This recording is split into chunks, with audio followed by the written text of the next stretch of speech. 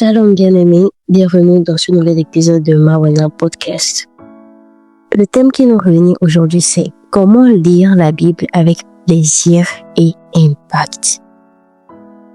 Voici 3 points clés pour vous aider. Premier point, avoir conscience que la Bible est la parole de Dieu. La Bible, ce n'est pas un simple livre ou un recueil d'histoires. C'est la vie de Dieu, sa pensée et son cœur transmis à l'humanité. C'est ce que Dieu nous a laissé comme héritage écrit. Des textes inspirés qui parlent de lui, de la création, du monde et de l'homme. En résumé, par la Bible, nous recevons des informations profondes sur Dieu, sur nous-mêmes et sur la réalité spirituelle. Deuxième point, avoir conscience de l'importance de la méditation de la parole. Lire la Bible, ce n'est pas juste pour se cultiver.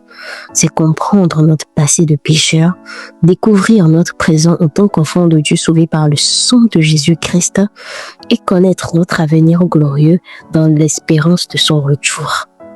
Méditer la parole, c'est faire entrer ces vérités dans notre cœur, les laisser nous transformer, nous guider et nous fortifier. Troisième point, méditer avec le Saint-Esprit. C'est fondamental. Le Saint-Esprit donne vie à la parole. Sans lui, la Bible peut rester lettre morte, mais avec lui, elle devient un rhéma, une parole vivante accompagnée de la puissance de Dieu. Elle cesse d'être simplement un logos ou un texte écrit pour devenir une expérience, une réalité vivante et tangible dans notre quotidien. C'est par l'action du Saint-Esprit que la parole produit un vrai impact dans nos vies.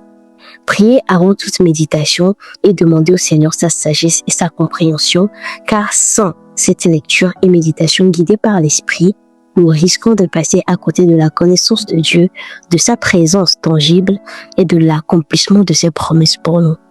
Alors, sois encouragé, prends cette épée qu'est la parole de Dieu et va de l'avant. Conquiert le monde avec foi et assurance. Sois béni. C'était Mademoiselle Bento Jaël. On se retrouve très bientôt pour un nouvel épisode. Shalom.